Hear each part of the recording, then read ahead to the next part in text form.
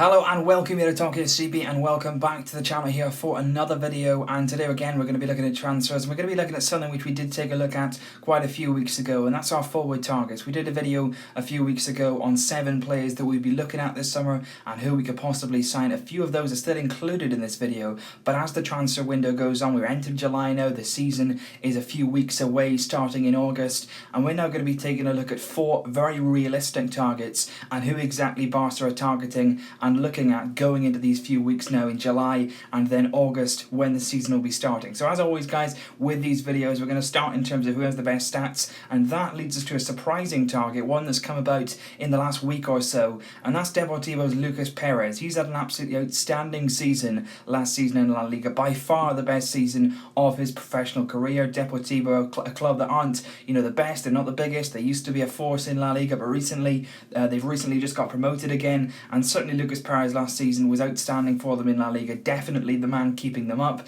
keeping them in the division, and his release clause currently stands at 20 million euros. But apparently, according to reports, like many clubs in Spain, Deportivo's financial situation is not the best, so apparently they'd be willing to accept an offer for around 12 million euros. So clearly this is a deal that will not break the bank, and that's what we seem to be looking at now, deals that we can possibly get over the line without having to spend an awful lot of money. We've signed Titi, we've got Denis Suarez back, now we're looking to add a forward to that and possibly even a right back before the end of the window. So we're looking to get everything as economically tight as possible and spend as least money as we can. So for me, Lucas Perez is an interesting target. I think it's one at the start of the window. I would never have thought of it, but then, at the same time, there's been people who've gone by, like Ben Arfa, you would never have thought of him. He's now joined PSG. He's not going to be an option this summer, but certainly somebody like Lucas Perez could come in. The very, very good thing about him is that he's primarily a number 9. He's a player that likes to play down the middle, but he could certainly adapt into those wider positions. He's played in the attacking midfield role. He's not an out-and-out centre-forward, but that is primarily where he played most of last season. But in terms of his stats, he had an absolutely terrific season in La Liga, like I said. 35 appearances, so appeared nearly every single game for Depor, scoring 17 goals, and also very, very key, he provided 8 assists, which I think is really, really good. Not only with a striker do you want them to score goals, and especially at Barca, you need them to take part in all periods of the game. You look at Luis Suarez, yes, he's a fantastic goal scorer, but he does also provide assists, and Lucas Perez last season was instrumental for his team, not only goal scoring wise, but also assisting his teammates and helping out his team in all areas of the pitch. So he could be a very, very good signing, and I think he can actually come in and adapt quite well to Barca. He's a player that likes Deportivo, he's very, very loyal to them, but like I say, those money issues and those financial problems will lead them to selling their best players, and Lucas Perez certainly is one of those, and he'd be available for around 12 million. So I think if it came down to it, he would be a very, very good signing, and possibly for the fee, it would be worth looking at. Whether he is of the quality that you need is another question, but at the end of the day, you've got to look at the money you're paying. If we were signing Lucas Perez for 30 million, then you'd start asking questions about his quality. But at 27 years old, a player that's currently entering the peak of his career, he's had a fantastic season in the last one. He's got called up to Spain as well, not the Euros, but before that for a few friendly games. And I think what's very, very good about him is the fact that he has played around, average players at best at Deportivo. So you think if you added him into the Barcelona setup, he'd be able to adapt well, he'd be able to learn more, and at 27 years old, he's still got a number of years left to give, and at 12 million euros, if that is to be believed, reports coming from MD, from Sport, that Deportivo were looking for that amount, if that were true, it would be very, very good money spent, and we'd still possibly have money then to go and sign a right back. So it's certainly not one of those ones where you say, this is going to be a great signing, I can't wait until he signs, but if he did sign, it would leave us money for other positions, and it would be very, very interesting to see how it turns out. So in the next one, we've heard all about it. For most of the summer, we've been linked with this man, Kevin Gameiro of Sevilla, a player that again enjoyed an outstanding season last time out. The only difference with this is the fact that he's 29. I think that's a big stumbling block for a number of people. The fact that he is 29 years old. We didn't go and sign Nolito. We're not really, I don't think we should be going with players who are entering the last years of their career. And I'm not saying that Gameiro is going to retire when he's 31. He probably won't. He really isn't going to do that. But what you want to be looking for is somebody that can come in and really pay back that transfer fee. Now, if we were talking about Gameiro for 15 million, you'd snap your hand off. But the problem is that Sevilla are being very, very tough over this one. They've just lost their manager, Unai Emery, and they want to keep hold of their best players. They've just sold Krashowiak as well, which means that any players players they have now, they're going to want to hold on to them. Kevin Gameiro has a €40 million buyout clause. Again, he's a fantastic, he played a fantastic season last time out, but is he worth 40 million? At 29 years old, possibly not. And then Sevilla, of course, would be open to offers, but then you're still going to have to pay 25, 30 million euros. And at that price, for me, despite his excellent season, he scored 8 goals and got 2 assists in just 7 Europa League games. Really good return there.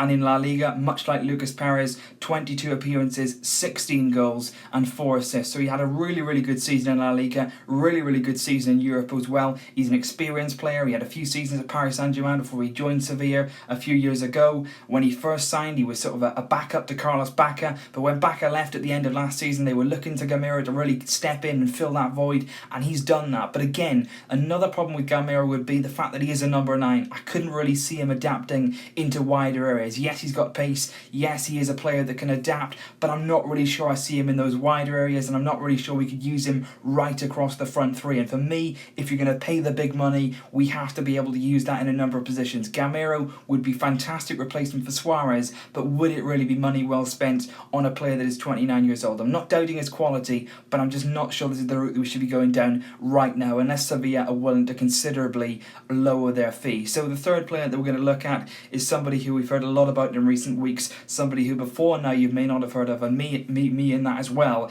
Gabriel Jesus. Currently playing for Palmeiras in Brazil, a player that has absolutely exploded onto the scene in Brazilian football.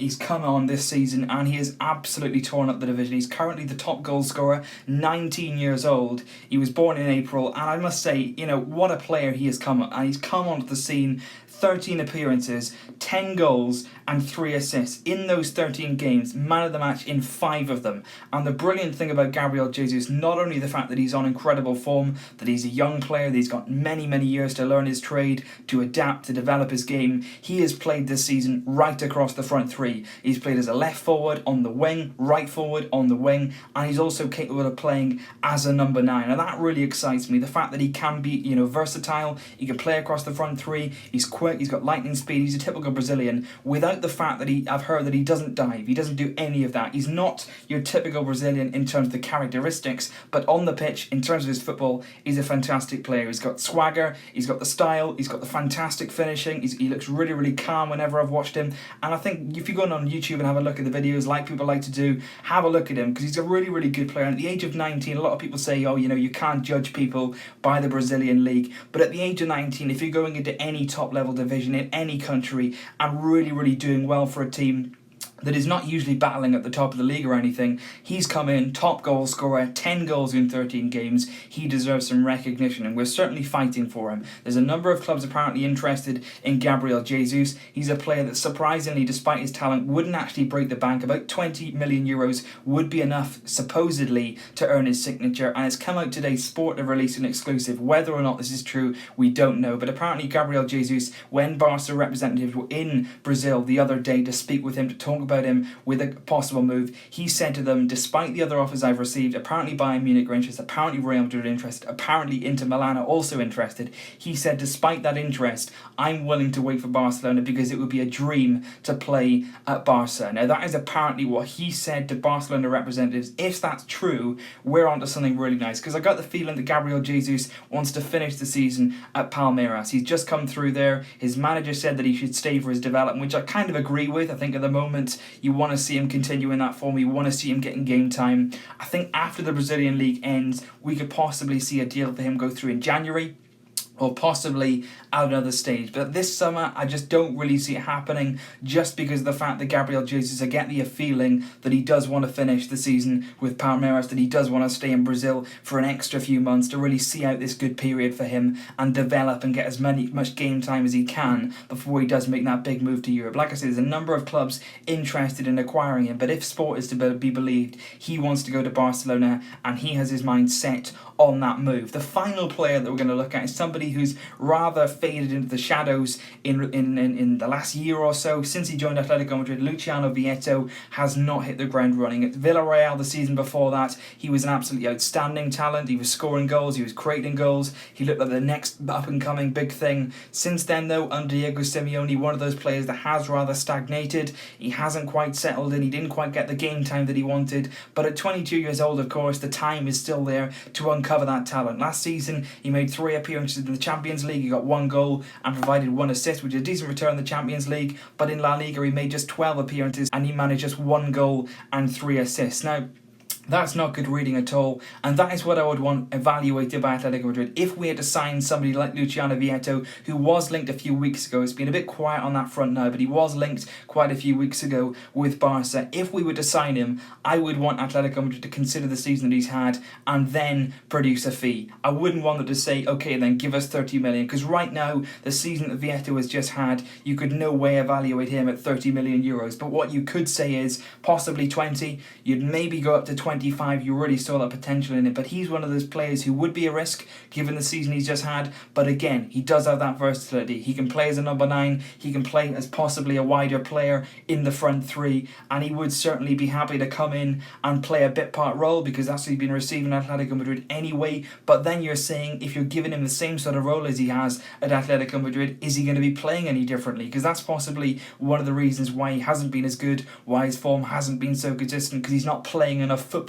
Would he get that at Barcelona? So you've got to evaluate all the possible options. These are the 4 players which right now, according to reports, are Barcelona's top targets in terms of transfer fee, in terms of who we're going to get, and in terms of what they've given in the previous season. A lot of these players are coming off the back of a red-hot season, and it's going to be very, very interesting to see exactly who we go for in the coming weeks. So stay tuned here for the updates, Twitter as well. There's a lot going on there. There's so much news coming through. There's always a new rumour every single day. Leave your thoughts, guys, with who you think out of these 4 we should be going for and why.